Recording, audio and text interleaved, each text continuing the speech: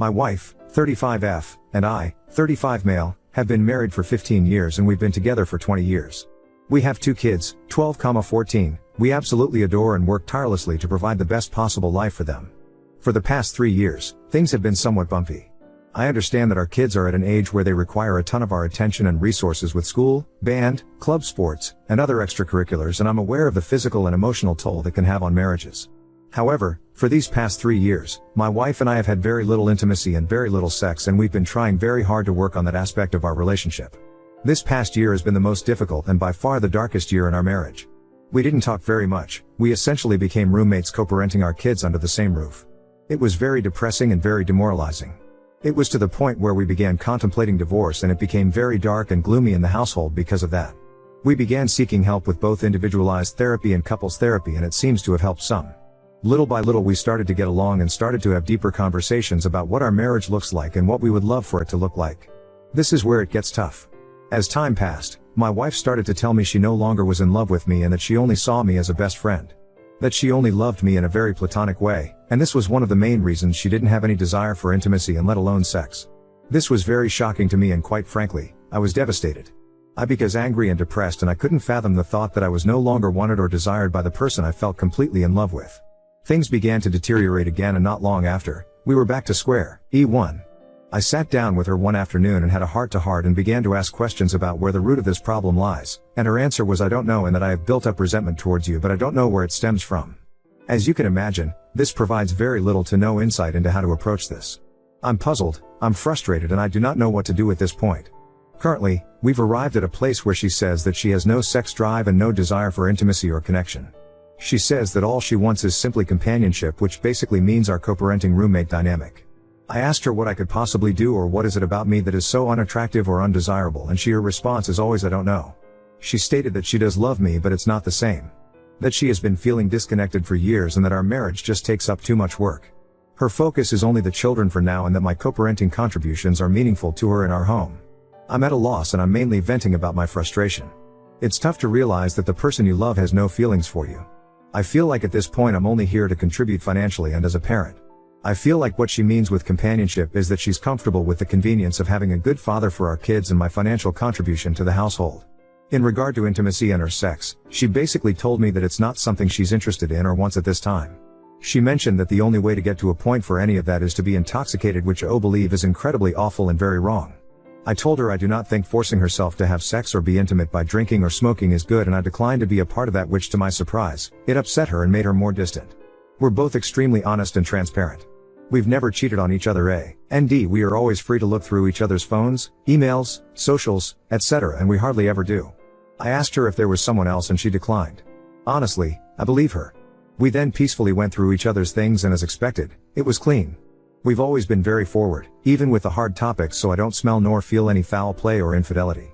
Am I wrong for declining to only be intimate or have sex when she's intoxicated? I'm firm on my stance of not partaking in this only when I'm high or drunk sex, because it doesn't sit well with me. I do not know how to help our situation, and I'm starting to become a bit anxious and desperate. We're both fairly young and healthy individuals and good looking. We both have good standing careers and are good parents. I'm just not sure how our lives could have driven us to this point. I'd love some outside perspective on this matter and some insight on how to address something like this. It feels so awful to be unwanted and undesired by my own spouse. I hate it. We did some swinging in the past. That was fun for some time. We mutually decided to stop doing it, and we have established it's not the case. When we were swinging, however, our marriage seemed to be in a good place. This is something we did disclose with our couple therapist and made sure to include it to make sure we're not neglecting an obvious potential issue. I will say, I did ask my wife if what she experienced during swinging is something that is affecting her view on our relationship, and she said it wasn't. Our swinging experience was always together, and it was very sex-driven. Nothing really emotional or poly. Truth is, I have to believe her at her word. I have no reason to distrust her. To date, she's always been very forward and never afraid of dealing things head on. No matter how painful. Swinging was her idea. Not mine. But I suppose I should have included it, but I honestly believe her on it not being an is. Sue. I don't have any reason to distrust her. Maybe it's something she has to accept with her therapist or our couple's therapist. Update 1. One of the main things that is the buzzword of this has been the term resentment, and it has been really eating me up inside knowing my wife keeps telling me she doesn't know why she's resentful or doesn't know why this is affecting her emotionally/mentally. I brought this up with our therapist once again and resurfaced the conversation about being married for so long, 15 years, and being together since we are 14 years old. Our long history of growing up and how having children when she was 19 years old, me 20, significantly changed the trajectory of our lives. We experienced severe poverty and many hardships in the process, and we essentially had zero social life for the past 10 years because we were so busy raising babies, 2 kids now ages 12 and 14. She followed up with tons of questions directly mostly at my wife about her feelings towards this, and 90% of the responses were very our kids focused. It definitely felt like she was afraid of saying yes it sucked because she would feel guilt or shame because it would imply she regrets the kids. I mentioned this in the session, and the therapist encouraged her to look at this outside of the lens of being a mother and to try to view it a bit more selfishly and individually, and it was very eye-opening. My wife mentioned that she was very frustrated with the fact that we did miss out on many things in life. She also was very clear in saying, I do not think I missed out on other partners or dating or partying, but I certainly lost all my friends. This was huge because one of the big pieces that has caused a strain in our lives is how siloed and isolated we've been, again busy raising kids. I followed up by reminding her that it's important to have good friends and to make time for herself and her friendships. For the past 3+ years, we've had multiple conversations about friends and how it is important to have them in life. Especially when you have similar peers that can help in many areas of life that perhaps we have no experience navigating, and even simply for enjoyment. It has always been something my wife avoids, even though she's always been someone who needs that external stimuli. The main reason for her not investing in friends or even herself has always been the kids. Like I mentioned earlier in this post, 90% of the answers have to relate to the kids to some degree. At this point in our session I started to feel like there was a common denominator, the kids, in most of the frustrations and problems she was experiencing. So I simply asked her, do you think you may be upset at me because I'm responsible for these kids in the sense that I got you pregnant so young? I wasn't ready, but she said that she was upset at me for that. She also followed up with the fact that she knows that's unreasonable because it takes 2 to tango. I did feel like it was progress because it kind of gave us something to work on and help alleviate some of these burdens, so we agreed to invest more time in nurturing good friendships both together and individually. Towards the end of the session, we began to discuss what actionable items we would take from this session. At this point, it was still all very ambiguous and blurry as to what the outcomes were. I was very direct and very forward in asking my wife what her plan is moving forward. Note, I had decided prior to the session that should my wife say the same thing about being a co-parenting roommate, that I would take the 180 approach and essentially do me. She started basically saying the same thing, that she doesn't have any desire to be intimate or sexual with me as of now, and that she loves me immensely and she feels bad for not being there for me, as mentioned in my first post. I also brought up the brief swinging that happened, to which for the 50th time said it wasn't a problem. I agree with her on this. This was something that was a mechanical approach for a solution to a problem that was very much inexistent when we tried this. We, both, really have no issue to this. We know it happened, we tried it and mutually stopped and turned the page. I also brought up other life events that may cause resentment, and really we ended up not getting anywhere else as far as the root for resentment, which was discouraging. I then basically expressed to my wife that I will not be okay with that arrangement. I told her that I've really done everything I can and that this issue really has reached a point where it has nothing to do with me or require me to do anything that I'm currently not doing. I was very direct in saying that I will not be accepting this dynamic and that I need to be with someone who is actively involved in our marriage, works towards resolutions, and is very much interested in maintaining an active intimacy and sexual relationship. I expressed how I am not going to be a convenience and that there was more to life than being roommates and co-parents. I made sure she knows I love her dearly and that I do want this to work for the better. I also told her that I'm fully committed to this marriage so long as she is as well, and that if she wasn't, it's okay. However, I will not be a part of something where these efforts are not reciprocated. I told her I have no plans of leaving, and I do not want a divorce. However, I made it clear that if this dynamic continues, that divorce will be the only outcome. Of course, tears were involved and it was a very bleak and sad ending to the session. Still nothing was said and I walked out very discouraged and very determined to start working on the 180 as soon as we left the room. It's painful and very difficult because much of the 180 requires you to be very short and cold and transactional. The saddest part is realizing, this dynamic already is very cold and transactional. Here is where it gets very interesting. I started working on implementing many of the 180 recommendations that same day. I mentioned to my wife that, hey, things are going to be a bit different moving forward. I'm going to honor her roommate/co-parent dynamic without reproach, and that it should be no mistake that I am not happy here and I am never going to be okay with it, but I am done working on it if she wasn't going to work on it. She agreed and went to bed. I started to build distance and started to basically focus on myself. Very short and transactional. She asked for help on some of her personal things, to which I declined, and it really shocked her. She was upset, saying I was being petulant. I explained to her that she is now fully in charge of her own life and her own issues. We didn't talk all day and we only spoke when necessary. Few days I keep this going and she's very visibly upset and stressed. I typically react to that with gestures of help or nurturing, but I didn't this time. That night she was crying, telling me she's stressed and she thinks something is wrong with me because I'm indifferent. I simply listened, then I told her that this is the dynamic she proposed and that I'm simply, much like her, taking care of myself and focusing on myself. I'm not going to lie, it has been very hard to be cold and distant because, as I mentioned before, I love her and I wish I could hold her and love on her. However, I know this is somewhat manipulative in a way just to get her way and still keep me in the friend zone. So I've been staying the course.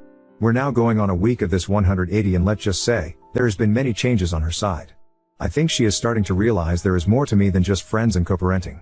I sent her a text a few days ago essentially itemizing bills and separating the financial responsibilities 50-50 and she lost her shit. She basically told me it was out of left field, to which I responded, hey, friends go in 50-50 and as your friend I expect nothing less. This was very eye-opening because it gave me a glimpse of I'm really taken for granted and how her level of comfort and convenience at my expense is really overlooked. I pushed through anyways and basically told her that this is the new dynamic she asked for and that it's still a bargain because she would have to be 100% if she was on her own. I'll wrap up with this. While the 180 has been working in many different areas, I am still very much sad about the overall situation. There have been many eye-opening statements being said and realization that have not been pleasant to encounter. It has also sparked new energy and new efforts on her side as well. She's definitely seeking to talk to me more often, and while it's hard to turn down, I hope if things improve, this continues to happen. I've also noticed that she's making more time for herself aside from being a mom, which is huge because she pretty much neglected herself for years. I'm very pleased seeing her be more herself. My hope is that as we work on ourselves, the marriage improves. There really is no telling at this point where this will go. We are very much cordial and amicable even to this day, and that's a very good sign. Boundaries are set and expectations are very clear, and I feel that no matter the outcome, I will be at peace with everything that has been done. We're still going to continue the couples therapist until we either rekindle our marriage or end up in divorce. I feel like having this non-biased third party really helps as a witness and as a guide through this. No matter what, I will always love my wife. However, I will not participate in a sexless, intimacy-less marriage because we both deserve better. Now on to second story. Ex-brother's rich, snobby girlfriend called us white trash, sparked a chaotic dinner brawl, and now her wealthy friends try to ruin my career. I was the parentified sister and basically raised my brothers. I helped them learn how to cook and clean, helped them with homework, took them to extracurriculars, helped them figure out scholarships/trade schools/colleges, and basically made them into the men they are today. My brothers are very aware of the situation that I was in, having to take on parental duties, and thus do not treat me like one. I am their sister and they treat me as such, which of course means having a few crazy sibling traditions, which is where my situation stems from. I, 30F, just had my birthday pass.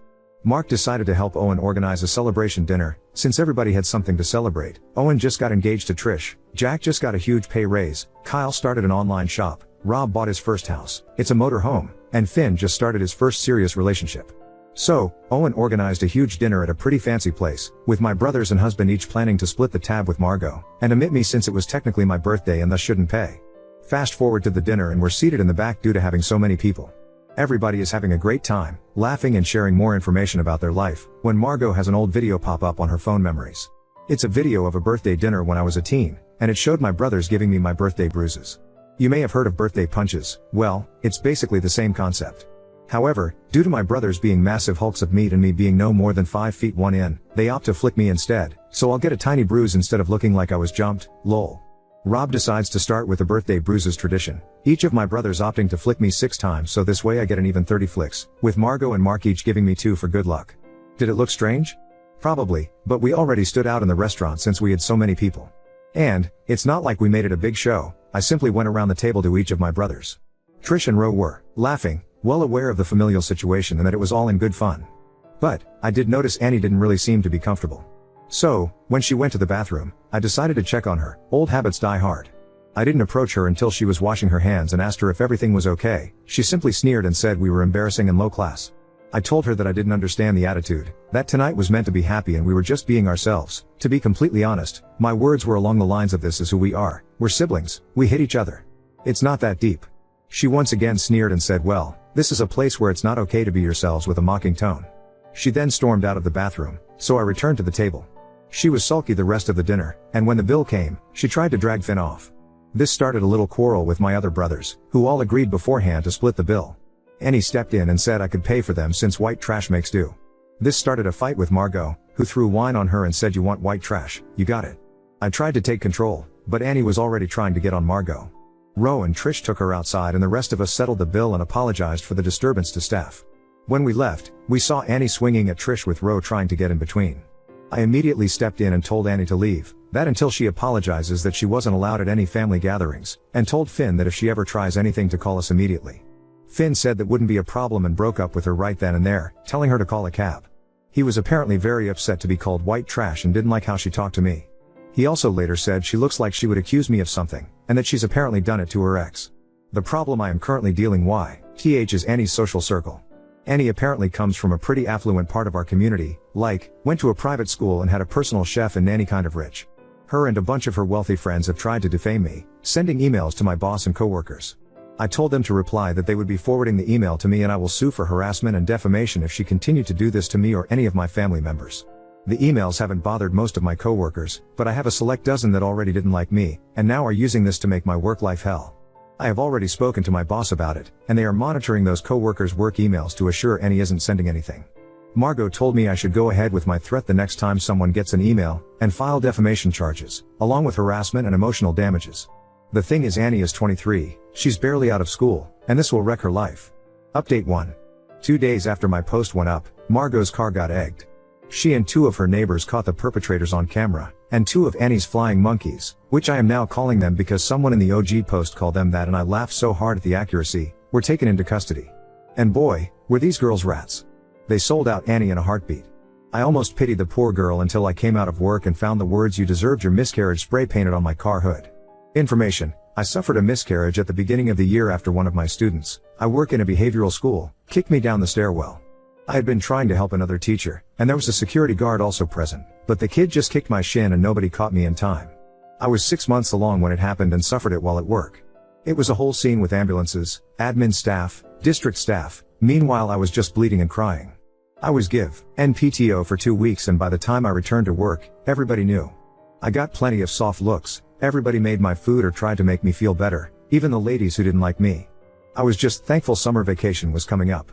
I took photos of the vandalism and presented it to my boss, since the paint was still wet, which means there should be camera evidence.